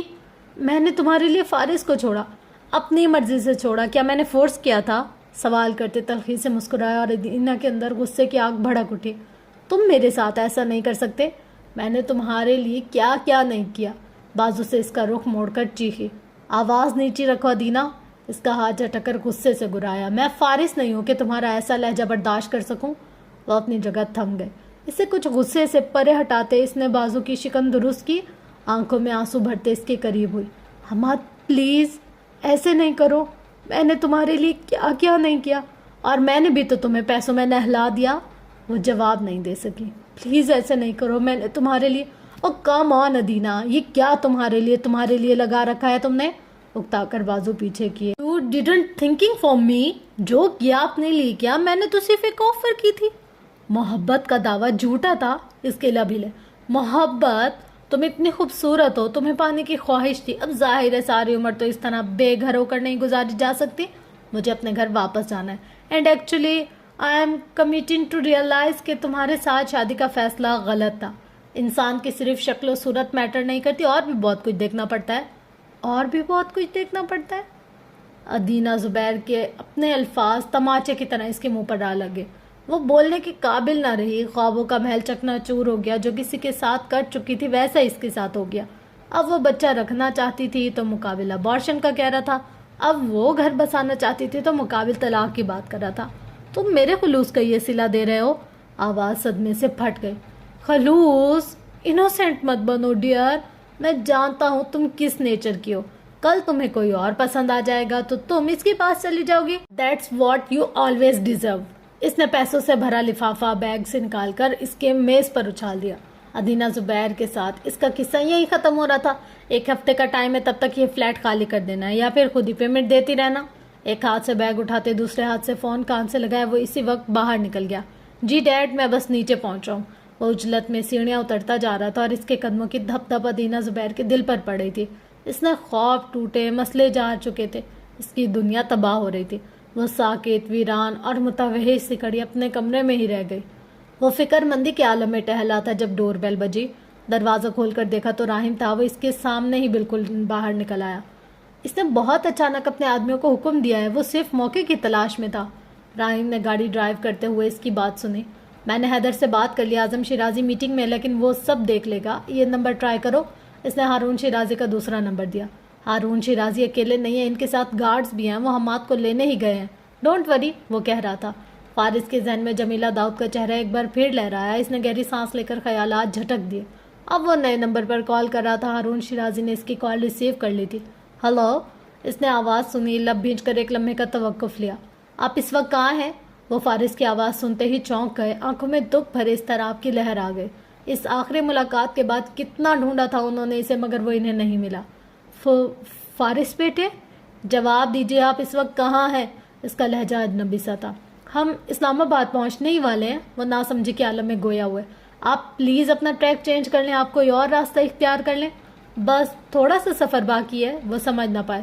لسن ٹو می، اس نے زور دے کر کہا۔ آپ ابھی اور اسی وقت۔ فائرنگ کی آواز ایک دم سے گونجی تھی، دھماکے سے ہی گاڑی کے ٹائر چرچرائے تھے۔ اس کے الفاظ آدھے ادھورے وہیں رہ گئے، وجود ساکت ہو گیا، اور دور کہیں دھماکے سے شیشے ٹوٹے، الٹتی ہوئی گاڑی گھسٹ گھسٹ کر ٹرالی سے جا ٹکرائے۔ تڑ تڑ گولیوں کی آواز، شور، اور پھر پھیلتا ہوا وحشت ناک موت بھرا سناٹا۔ فارس وجدان کے ہاتھوں سے فون چھوٹ کر نیچے جا گرا۔ منزل بدل رہے تھے، آوازیں بدل رہی تھی، جگہ بدل رہی تھی۔ احساسات منجمد، آنکھیں دھندلی، دماغ معاف، سکتے کسی کیفیت میں اس نے خود کو ہاسپٹل کوریڈور میں قدم رکھتے ہوئے پایا۔ اس کے کان ہنزو بند تھے، اسے کوئی آواز نہیں آ رہی تھی، اسے اب جیسے کچھ دکھائی نہیں دے رہا تھا، مگر اسٹریچر کے پہیوں کا شور بہت تیز تھا۔ اس شور سے جڑا ہوا منظر واضح تھا، سفید چادر جو خون سے رنگی ہوئی تھی، وجود جو گولیوں سے چھلنے لگ رہا تھا. 2 اسٹریچر خون سے سرخ پڑتی چادر سے لٹکتا ہوا بے جان ہاتھ، زخمی چہرے، بند آنکھیں. اس نے بے اختیار دیوار کا سہارا لیتے رک کر سر اٹھایا. اس نے جمیلہ داؤد کو چیختے روتے ہوئے اسٹریچر سے چادر ہٹاتے ہوئے دیکھا. اس نے اعظم شیرازی کو فرش پر جھکتے اور گرتے دیکھا. وہ خون سے سرخ پڑتے کپڑوں کے ساتھ اپنی جگہ پر ساکت سا بے حس ہوا کھڑا تھا. اس کے تاثرات میں موت کی سی ویرانی اتری ہوئی تھی. اس نے خود کو جمیلہ داؤد کے سامنے پایا. انہیں بازوؤں میں بھر کر وہ پیچھے ہٹا. وہ چیختے ہوئے اپنا آپ چھڑا رہی تھی اور وہ اپنے مضبوط بازوؤں کے حصار میں لے چکا تھا. وہ اس کے سینے میں منہ چھپائے رو رہی تھی. وہ بے قابو ہو کر بار بار اپنے شوہر اور بیٹے کی طرف لپک رہی تھی. وہ منظر دھندلا پڑنے لگا. اس کی سکت اور ہمت ختم ہونے لگی. حماد، حماد، وہ اسے آوازیں دے رہی تھی. راہیم قدرے فاصلے پر ہی رک گیا. اگلی صبح تک کار کریش کی خبر سرخیوں میں دکھائی دی گئی. حالانکہ وہ موت کا کھیل فائرنگ سے شروع ہوا تھا. اس نے جنید لاشاری کو ہارون اور حماد شیرازی کے جنازے پر شرکت کرتے دیکھا. اپنی بہن کے غم میں نڈھال انہیں گلے لگا کر ان کے بیٹے کے لیے روتے دیکھا. وہ اعظم شیرازی کے سامنے بھی رکا. وہ شخص اس کے سامنے ہی کھڑا تھا. کئی سال پہلے اس نے اس کی جان لینے کی کوشش کی تھی اور کئی سال بعد اس نے اپنی بہن کا گھر اجاڑ دیا تھا. کیا پیسہ دولت میں اتنی طاقت ہے کہ اس کے لیے قیمتی زندگیوں سے کھیلا جائے؟ وہ اس شخص کی آنکھوں میں جیت اور فتح کا رنگ دیکھ سکتا تھا. اس نے اپنے طور پر اعظم شیرازی کی نسل ختم کر دی تھی. اس نے اپنے حریف کو اکیلا، تنہا، لاچار، بے بس کر دیا تھا. بہن نیم پاگل تھی. اب جو کچھ بھی تھا صرف اس کا تھا. کنٹرول بھی، حکومت بھی. جس دشمنی کو دبانے کے لیے اور جس کاروبار کو فروغ و بین دینے کے لیے یہ شادی ہوئی تھی، وہ تو مقصد بالآخر پورا ہو گیا تھا. یہ گھر، بنگلے، جائیداد اور شیرازی انٹرپرائزز، یہ سب کچھ اب ان کے قبضے میں جانے والا تھا. وہ اس شخص کی شاطر نگاہوں کو دیکھ سکتا تھا. 3 دن کی تعزیت اور پھر گھر میں خاموشی، ایک سناٹا چھا گیا. غم اور سوگواری سی فضا ہر طرف پھیلی رہی. کمرے سنسان، ملازموں کی سرگوشیاں معدوم، روشنیوں میں سفید ٹائل سفید کفن جیسے لگنے لگے. اس رات وہ وہیں تھا. وہ اعظم شیرازی کے ساتھ ان کے کمرے میں ان کا خیال رکھنے کے لیے رکنا چاہ رہا تھا، جہاں سب ملازم جنید لاشاری کے حکم پر کمرہ چھوڑ کر چلے گئے. وہ وہاں کھڑا رہ گیا. سنا نہیں میں نے کیا کہا؟ جنید لاشاری نے ایک دم سے تلخ ہو کر حکم دیا. اس کی خطرناک حد تک سرخ پڑتی آنکھوں میں غیظ و غضب کا سمندر ٹھاٹے مارا تھا. مٹھیاں سختی سے بھینچ کر اپنے غصے پر قابو پا لیا. ایک گیم اس نے کھیلا تھا تو ایک چال اسے بھی چلنی تھی. مجھے انہیں اکیلا چھوڑنے کی اجازت نہیں ہے، وہ بولا تھا، آواز بے حد کر رکھتی. کون ہو تم؟ جنید لاشاری کو اس کے لہجے سے عجیب خطرے کا احساس ہوا. ملازم کم از کم اس طرح کے لہجے میں بات نہیں کر سکتے تھے. اعظم شیرازی کا ملازم ہوں، فارس وجدان. صوفے پر نڈھال سے بیٹھے اعظم شیرازی نے نیم آنکھیں کھول کر اسے دیکھا. وہ اپنی وہی پہچان برقرار رکھے ہوئے تھا جو انہوں نے اسے دی تھی. حالانکہ اس لمحے اس کی موجودگی میں، اپنی کمزوری کی حالت میں، وہ کسی انتقامی کارروائی کی توقع رکھے ہوئے تھے. اس کے دل میں کوئی خوف جمانے والا نہیں رہ گیا تھا. گرجدار آواز اب مردہ ہو گئی تھی. تہک مانا لہجہ ختم ہو چکا تھا. وہ اسے دیکھ رہے تھے، اس بات سے قطعی بے خبر کہ جنید لاشاری اسی وقت جھٹکے سے اپنی جگہ سے اٹھ کھڑا ہوا. دوسرے ہی پل اس نے اپنی شاک بھرے تاثرات کو چھپانے کی کوشش کی. وہ لڑکا اجنبی سے صحیح، تصور میں اس کی تصویر بھی نہ تھی، مگر اسے وہ نام یاد رہا، فارس وجدان. وہ اسے کبھی بھی نہیں بھول سکا. نام کے ساتھ اس کے خد و خال میں اس 14-15 برس کے لڑکے کی واضح شبیہ نظر آنے لگی، خصوصاً آنکھوں کا رنگ. کیا وہ اسے پہچان چکا ہے؟ یہ پہلا خیال تھا کہ جنید لاشاری کے ذہن میں آیا. اوہ، کبھی دیکھا نہیں تمہیں؟ خاص آدمیوں میں سے ایک ہوں، ہر جگہ نظر نہیں آتا. اس کے لہجے کی برودیت آنکھوں سے جھلک رہی تھی. اعظم شیرازی کے لب کپ کپائے. حیدر سے بھی خاص؟ یوں ہی سوال کیا. اسے اعظم شیرازی کے ایک ایک آدمی کا علم تھا. ان کے کئی گارڈز تک اس کے اشاروں پر چلتے تھے. اگر آپ مل چکے ہو تو؟ جواب دیے بغیر اس نے دروازہ کھول کر انہیں باہر کا راستہ دکھایا. صاحب آرام کرنا چاہتے ہیں. جنید لاشاری کی پیشانی پر پسینے کے قطرے نمودار ہوئے تھے. آنکھوں میں مبہم سا شوق ہنزو ٹھہرا رہا. تاثرات البتہ سنجیدہ ہی تھے. وہ کمپوز لگ رہا تھا. ٹھیک ہے، اس نے مزید بحث کا ارادہ ترک کر دیا. اس لڑکے کو وہ یاد تھا یا نہیں یہ الگ ہی معاملہ تھا، مگر ایک بات طے تھی، وہ اسے پہچان نہیں سکا تھا. ایسا کر لیتا تو کم از کم اس طرح سے بات نہ کرتا. یقیناً اسے وہ حادثہ یاد نہیں رہا تھا. جنید لاشاری جا چکا تو ضبط کی سرخی آنکھوں میں لیے اس نے اعظم شیرازی کی طرف قدم اٹھائے. اس وقت کمرے میں ان دونوں کے سوا اور کوئی نہیں تھا. وہ ان کی نظروں میں عجیب سا تاثر دیکھ سکتا تھا، دہشت یا خوف بھرا نہیں، بس اس بات کا ادراک کرتا ہوا تاثر کہ وہ لڑکا اب ان سے ایک ظالم بدلہ لے گا۔ ان 3 دنوں میں ایک بار بھی انہوں نے اسے اپنے بھائی یا باپ کے لیے روتے نہیں دیکھا تھا۔ وہ تعزیت کے دوران سفید شلوار سوٹ میں ملبوس ایک ہی جگہ پر، ایک ہی کونے میں اطراف سے یکسر بے نیاز خاموش ویران بیٹھا رہا۔ تعزیت پر کوئی ایک انسان بھی اس کے پاس نہیں گیا تھا، کسی کو بھی اس کے نقصان، خسارے اور رشتے کا علم نہیں تھا۔ وہ سر اٹھائے سے دیکھ رہے تھے، شاید وہ کچھ کہنے آیا یا شاید کوئی غصہ، بدلہ، انتقام کہ ان کے پاس کمرے میں رہنے کا حکم اسے اور کون دے سکتا تھا۔ وہ تو اس کی حالت میں بھی نہیں تھے کہ کچھ کہہ پاتے۔ فارس خاموشی سے تکیہ درست کرتا رہا، لحاف ہٹا کر جگہ بنائی، پھر انہیں سہارا دے کر صوفے سے اٹھایا، بیڈ پر لٹایا، پانی کا گلاس بھر کر اپنے ہاتھوں سے ہی پلانے لگا۔ ان کے ہاتھ بری طرح سے کپ کپا رہے تھے، انہیں لگ رہا تھا وہ ان کی جان نکالنے آیا ہے، اور وہ جان ایسے نکالے گا کہ اس کا تو گمان بھی نہیں تھا انہیں۔ وہ ایک دم سے پھوٹ پھوٹ کر رونے لگے، اس کے سامنے اسے خود سے لگا، انہیں ایک دم سے احساس ہوا ان کا اور اس کا نقصان ایک ہی تھا، قریبی رشتوں کو دونوں نے کھو دیا تھا، مگر اسے رونا نہیں آ رہا تھا، اس کا دل پتھر اور ساکت تھا، اس کی آنکھوں سے ابھی تک ایک آنسو بھی نہیں ٹپکا تھا۔ انہوں نے اپنے بیٹے کو، جوان پوتے کو کھویا تھا، اس کی ساری زندگی کی جمع پونجی ختم ہو گئی تھی، ان کے تمام کے تمام فیصلے، ارادے، خواب، امید خاک مٹی دھول ہو کر رہ گئے۔ وہ روتے رہے، وہ بیٹھا رہا، اس نے اپنے بازوؤں کی گرفت بھی ابھی اوپر نہیں جمائی تھی ان پر، انہیں حوصلے کے لیے کوئی ایک جملہ بھی نہیں کہا تھا۔ کتنے سال لگے تھے انہیں ایک بت میں تراشتے ہوئے، اب وہ مجسمہ ہو کر کیسے بول پڑتا۔ اس رات وہ ان کے کمرے میں ہی رہا، اس رات بھی وہ سو نہیں سکا۔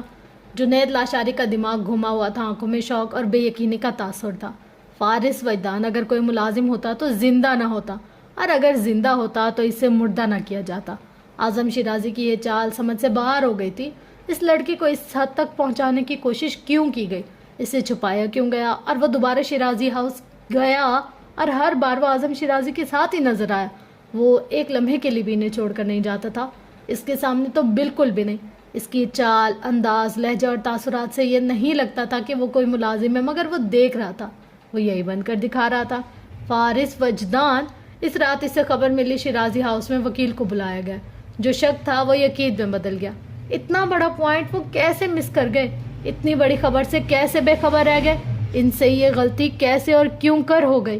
وہ مجھے پہچان گیا ہے، یہ پہلا خیال تھا جو اس سے آیا، یہ پہلی بات تھی جو اس نے سوچی۔ دماغ ایک دم سے کام کرنے لگا، منصوبہ طے ہوا، پولیس اپنی تحقیقات کر رہی تھی، معاملے کو نیا رخ اور موڑ دینے کا وقت آ گیا تھا۔ سوشل میڈیا پر خبر وائرل ہو گئی، اخبار کے فرنٹ صفحات پر، کئی نجی ٹی وی چینلز پر بھی چلا دی گئی۔ جائیداد کے لالچ میں ناجائز بیٹے نے اپنے باپ اور بڑے بھائی کا قتل کر دیا۔ اس خبر نے کھلبلی سی مچا دی کہ بزنس ٹائکون اعظم شیرازی کا تو ایک ہی پوتا تھا۔ کئی سوال اٹھائے گئے، بدنامی الگ سے، اپنے وجود پر ایسا دبا اور ایسا سوال اسے شدید اذیت سے دوچار کر گیا۔ پہلا تعارف اور پہچان، وہ پہچان جو بڑی دنیا میں پھیلا دی گئی تھی، ناجائز اولاد۔ اس کی تصویریں وائرل ہو گئی، میگزین، اخبارات اور نجی ٹی وی چینلز کو ایک چٹپٹا سا ٹاپک مل گیا۔ وہ گیسٹ روم میں کتنی ہی دیر تک سر جھکائے بیٹھا رہا۔ جنید لاشاری نے پہلی چال چل دی تھی، سارا ملبہ اس کے سر ڈالنے کا ایک راستہ نکال لیا تھا۔ کیسا شاطر دماغ تھا اس کا، اس کی حقیقت تک پہنچنے میں ایک لمحہ نہ لگا، پلاننگ بھی کر لی، حملہ بھی، وار کیا، وجود حصوں میں بکھر گیا۔ اسے لگا وہ شیرازی ہاؤس سے باہر نہیں نکل سکے گا، کسی کا سامنا نہیں کر پائے گا، کسی سوال کا جواب نہیں دے سکے گا، اس کی ہر وضاحت کھوکھلی، اس کی ہر دلیل کا مذاق اڑایا جائے گا۔ اپنی چیخوں کا گلا گھونٹتے اس نے سجدے میں سر رکھا تھا، اور کتنی ہی دیر تک رکھے رہا۔ اس کی حقیقت اس طرح سے نہیں کھلنی چاہیے تھی۔ وہ اپنے بیمار دادا سے کچھ بھی نہیں کہہ سکتا تھا۔ شام تک سوشل میڈیا پر ایک اور بحث چھڑ گئی، جو منظر دکھایا جا رہا تھا وہ دھندلا پڑ گیا۔ یہ کام راہم آفاق نے کیا تھا، آرزو جہانگیر کے ساتھ ہارون شیرازی کے نکاح، ڈائیورس، پیدائشی سرٹیفکیٹ، اس نے بڑے آرام سے تمام ڈاکومنٹس ایک ایک کر کے ہر جگہ پھیلا دیے۔ اس نے جنید لاشاری کے چند ایک آڈیوز بھی شائع کر دی۔ وہ جن غیر قانونی سرگرمیوں میں ملوث تھا، ان کے متعلق کچھ دستاویزات تھی۔ ایسے ہے تو پھر ایسے ہی صحیح، اب دیکھتا ہوں میں اسے۔ لیپ ٹاپ پر کھٹ کھٹ انگلیاں چلاتے وہ گویا ہوا، ایک سے زائد آئی ڈیز، اور ہر آئی ڈی سے جگہ جگہ بحث کرتا ہوا، لڑتا ہوا، لنک شیئر کرتا ہوا۔ فارس اس کے پیچھے کھڑا تھا، گول ہے نگ پیچھے کھسکا کر وہ کرسی پر پنجوں کے بل بیٹھا گھوم بھی رہا تھا۔ یہ جنید لاشاری تو ہاتھ دھو کر تمہارے پیچھے ہی پڑ گیا، بہت بڑا دھچکا لگا ہے بیچارے کو، تمہاری صورت میں پاگل ہو گیا ہوگا۔ ہنس کر لیپ ٹاپ کی اسکرین اس کی طرف گھمائی۔ ذرا اپنی تصویروں پر یہ لڑکیوں کے کمنٹ تو چیک کرو۔ اس کے تاثرات سے قطعی بے نیاز وہ اپنی کہہ رہا تھا۔ تم یہ سب کیوں کر رہے ہو؟ اس نے راہیم سے مدد نہیں مانگی تھی، اسے تو یہ بھی نہیں پتا تھا کہ اس کے مسئلے کا کوئی حل بھی ہے اس کے پاس۔ گزشتہ 24 گھنٹوں میں جو اس کی ذات پر سوالیہ نشان بنے تھے وہ تو سوالیہ نشانوں کو یوں مٹا دے گا، اس کا تو وہم و گمان بھی نہیں تھا اسے۔ میں نے اعظم صاحب سے بات کی اور انہوں نے وہ تمام ڈاکومنٹ دے دیے جو مجھے درکار تھے۔ اگر شکریہ ادا کرنا ہے تو اپنے دادا کا کرو، میں نے تو یہ سب صرف پبلک کیا ہے، اور ہاں یہ سب فری آف کاسٹ نہیں کیا، میں نے چارجز لیے ہیں۔ اس سے سب سے نکلتے ہی تم مجھے میری منہ مانگی قیمت ادا کرو گے، کیا سمجھے؟ انگلیاں دکھ گئی ہیں میری ٹائپنگ کر کر کے۔ آن لائن جنگ لڑنا کوئی آسان کام ہے؟ کرسی گول گول گھما کر پھر اس کی طرف رک گیا۔ اور دیکھو جیمز اور ولیم نے بھی ساتھ دیا ہے، وہ اسکرین شاٹ لے کر مجھ سے صرف اتنا پوچھتے ہیں راہیم یہ پازیٹیو کا کامنٹ ہے یا نیگیٹو، اور بس پھر وہ جانے اور ان کے کلاس فیلوز یا آدھے سے زیادہ جو انگریزوں نے تمہاری حمایت میں کمنٹ کر رکھے ہیں نا، تو یہ امداد وہاں سے آ رہی ہے۔ ہنس کر بولا۔ اس کی آنکھوں میں نمی ٹھہر گئی، لب بھینچے رہے۔ وہ ضبط کے کڑے مراحل سے گزر رہا تھا، اٹھ کر باہر چلا گیا۔ کتنی ہی دیر بند دروازوں کے ساتھ پشت ٹکائے کھڑا رہا۔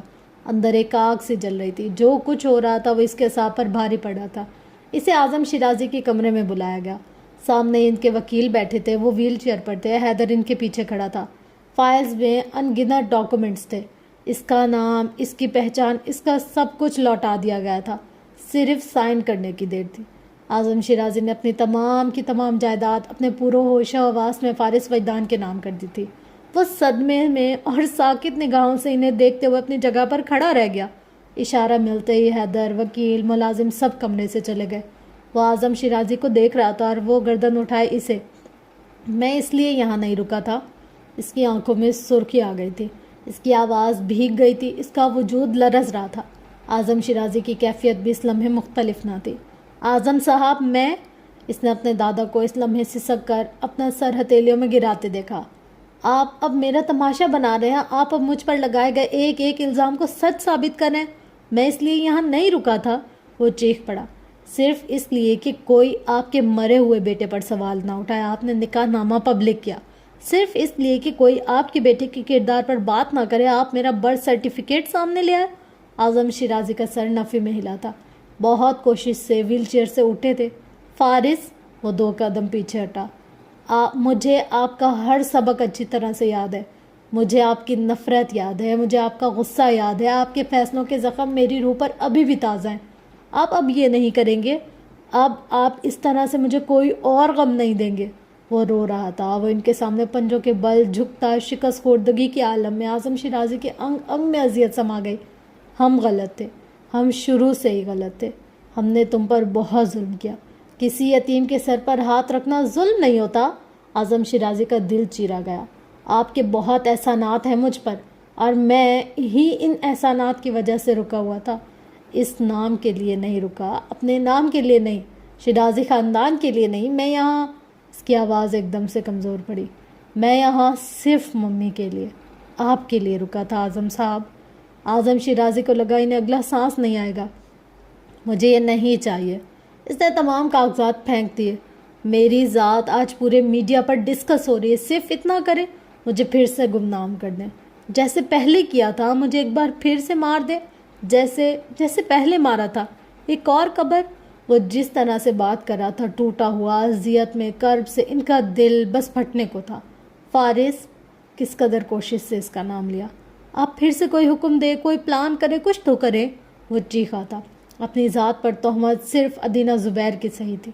اب تو کھلے عام اس کا وجود ڈسکس ہو رہا تھا، نکاح نامے پر بات ہو رہی تھی، آرزو جہانگیر کو گھیرا جا رہا تھا، وہ انٹرویوز دینے سے کترا رہی تھی۔ ایک قاتل بیٹے سے وہ خود کو بھلا کیوں جوڑتی؟ وہ اس خبر کی وضاحت یا تردید کچھ بھی نہیں کر رہی تھی۔ اب وہ حالات سے لڑنے کی قوت کہاں سے لاتا؟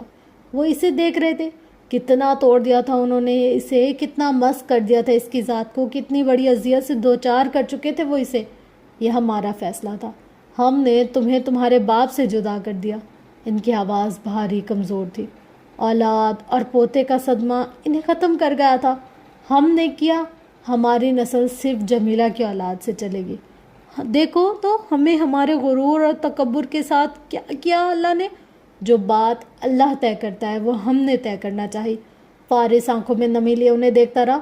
ہم نے تم سے تمہارا حق چھینا، تمہاری پہچان چھینی، اور ہم سے سب کچھ لے لیا گیا۔ اس نے بے اختیار نفے میں سر ہلایا۔ ہم نے تمہیں تنہا کیا، آج ہم بھی تنہا ہو گئے۔ وہ اندر تک ٹوٹنے لگا۔ مزید وہاں بیٹھنا، انہیں سننا، انہیں دیکھنا مشکل ہو گیا۔ ہم نے حاکم بن کر فیصلے کیے، ہم پر اصلی حاکم کا فیصلہ آ گیا۔ ان کا پورا وجود لرز رہا تھا۔ وہ اسی وقت اٹھ کر چلا گیا۔ اعظم شیرازی کا چہرہ تر ہونے لگا۔ ان کی سسکیاں سناٹے میں گونجنے لگی۔ ان کے آس پاس اب اندھیرے کے سوا کچھ بھی نہ رہا تھا۔ اوئے ہوئے ہوئے، کیا تو مزے کی ایپیسوڈ ہے نا یار۔ میں کیا کہتی ہوں، ہر ایپیسوڈ نا بہت اچھی ہوتی ہے۔ پتہ ہے آج کی ایپیسوڈ بہت زیادہ موٹیویشن والی تھی۔ اللہ جب لیتا ہے تو بھی نہیں پتہ چلتا، اور اللہ جب نوازتا ہے نا تو بھی نہیں پتہ چلتا۔ بیچارے فارس سے سب کچھ چھنا چھنا چھنا چھنا چھنا، اور پھر جب اللہ دینے پہ آیا، ایک جھٹکے میں اس کو وہ نام بھی مل گیا، پوری پراپرٹی بھی مل گئی۔ پہلے تو 2 لوگوں میں تقسیم ہونی تھی، اب تو صرف ساری قلم کلیم فارس کی ہو گئی۔ اور اب مجھے سمجھ آیا کہ یہ ریان کون ہے۔ اچھا ایک طرح سے دیکھا جائے تو اسی کا ہی بیٹا ہے نا، مطلب بیوی تو اسی کی تھی نا۔ تو یار کیا لش ایپیسوڈ تھی۔ اللہ تعالیٰ ہر کسی کی زندگیوں میں نا ایسا وقت لاتا ہے جب اس سے سب کچھ اس کا چھنا ہوا اس کو واپس ملتا ہے۔ اللہ تعالیٰ ایک دم جب انسان سوچتا ہے نا کہ یہ چیز ہماری ہے، یہ ہم سے کہیں نہیں جا سکتی، اللہ تعالیٰ اس چیز کو لے لیتا ہے۔ انسان سوچتا ہے کہ یہ کیا، ہمارے ساتھ یہ کیسے ہو گیا، یہ تو ہماری تھی، یہ تو ہم سے کبھی جا ہی نہیں سکتی تھی، یہ کیسے چھن گئی۔ پھر جب اللہ نوازتا ہے نا تو انسان سوچتا ہے ہو خدایا، میں نے تو اس چیز کا تصور نہیں کیا تھا، اللہ نے مجھے اتنا نواز دیا۔ میں تو اس قابل ہی نہیں تھی کہ اللہ مجھے اتنا دیتا، اور اللہ نے مجھ پہ اتنا کرم، اتنا رحم، اتنا فضل، اتنی عطا، اتنی عنایت کر دی۔ الحمدللہ، جب اللہ دے تو بھی، اور جب اللہ لے لے تو ڈبل الحمدللہ کہ اس نے ہمیں اپنے فیصلے سے نوازا۔ یہ نہیں کہ ہم نے جو چاہا یا ہم نے جو مانگا یا ہم نے جو کہا اللہ نے وہ دے دیا۔ میں تو شکر ادا کرتی ہوں ہر اس لمحے کا جب اللہ مجھے میری من پسند چیز نہ دے کر اپنی من پسند چیز دیتا ہے۔ پتہ ہے ہماری سوچ، ہماری وہم، ہمارے گمان، ہمارے خیال، تصور سے وہ چیز بالا تر ہوتی ہے۔ اچھا اس میں دیکھو کتنا اچھا دوست ملا ہے راہیم۔ سیڈ باتیں بہت ساری ہو گئی، تھوڑی اچھی باتیں کرتے۔ آج تو خوشی کا دن ہے، جشن کا موقع، واہ جی واہ، فائنلی جی 26 ایپیسوڈ کے بعد فارس کو اس کا نام، اس کی پہچان، اس کی جو شناخت تھی نا وہ مل گئی۔ 26 ایپیسوڈ، آئے ہائے رائٹر صاحبہ آپ نے تو تھکا مارا۔ آئے بہت مزے کا تھا یار، چس آ گئی چس۔ اور کیا کہہ رہی تھی میں کہ آپ لوگ سبسکرائب کیوں نہیں کرتے، ذرا مجھے بتائیے نا۔ نا ذرا آپ لوگ مجھے بتائیے نا، آپ لوگ کو کیا ہے۔ آج کل نا میرا اٹھنا بیٹھنا نا بہت زیادہ انڈینس لوگوں کے ساتھ ہے، تو وہ کوئی بھی بات ہوتی نا، کھائیں گی، بیٹھیں گی، اتنا کیوٹ بولتے ہیں نا یہ لوگ، اللہ اللہ اللہ، اتنا پیار آتا ہے نا مجھے جب وہ بولتے ہیں نا میرا دل کرتا ہے میں ان کو کاپی کروں۔ آپ آئیے نا، آپ کھائیے نا، آپ بیٹھیے نا، او خدا ہے یار، آئے کیا ان کا لب و لہجہ، اتنا میٹھا، اتنا پیارا سا۔ اوئے ہوئے ہوئے، یہ تھی آج کی ایپیسوڈ۔ اور پتہ ہے اس ایپیسوڈ میں میرے ساتھ کیا ہوا، میں نے ایک ایپیسوڈ آدھی کر لی تقریباً 16-17 منٹ تک، اس کے بعد میں تو بادشاہ تھک گئی۔ میں نے کہا یار اب اس سے زیادہ مجھ سے نہیں پڑھا جا رہا، میں تو ابھی سو رہی ہوں۔ پھر میں نے 17 منٹ تک کی، پھر اس کے بعد میں صبح اٹھی، پورا دن ویٹ کیا کہ اب مطلب میرے جو بھتیجے وہ کب سوئیں گے، جب وہ سوئیں گے تو پھر میں پڑھوں گی۔ فائنلی پھر دوسرے دن جا کر رات کو 12-1 بجے وہ بچے سوئے، تو پھر اب میں دوبارہ سے بیٹھی یہ ریکارڈنگ کرنے کے لیے۔ آپ نے نوٹ کیا ہوگا 1-2 جگہ نا میں تھوڑا فمبل کر رہی تھی، تو وہ جیسے تھوڑا سا بریک آتا ہے نا، پھر انسان کو سمجھ میں نہیں آتا یار کہاں سے شروع کرنا تھا، کہاں اینڈ کرنا تھا۔ بہرحال پھر بھی بہت اچھا ہو گیا۔ اور آج تو میں نے پکی نیت کی ہے 3 ایپیسوڈ کرنے کی، اب دیکھو ہوتی ہے یا نہیں ہوتی، پتہ نہیں۔ جب میں سوچ لیتی ہوں نا کہ مجھے زیادہ سے زیادہ آپ لوگوں کے ساتھ شیئر کرنا ہے، تب مجھے اور زیادہ نیند آنے لگ جاتی ہے۔ اب دیکھو اللہ کرے نیند ویند نہ آئے تو پھر کتنا اچھا ہونے والا ہے۔ بس اب تھوڑی سی ایپیسوڈ رہ گئے ہیں، زیادہ ایپیسوڈ نہیں رہ گئے، جیسے 5 تقریباً ایپیسوڈ رہتی ہوں گی، تقریباً 30 تک تو لگتا ہے کہ ہو جائے گا، کیونکہ یہ 26 ہے، پھر اب 27 پڑھوں گی تو ہو جائے گی آلموسٹ 30 ایپیسوڈ. پھر بھی دیکھتے ہیں کیا ہوتا ہے، وہ تو پھر اب ایٹ اینڈ پتہ چلے گا. تب تک کے لیے اپنا گرد و نواح عیال کا بہت زیادہ خیال رکھیے گا، اور مجھے اپنی دعاؤں میں بھی بہت زیادہ یاد رکھیے گا. لو یو آل، اللہ حافظ.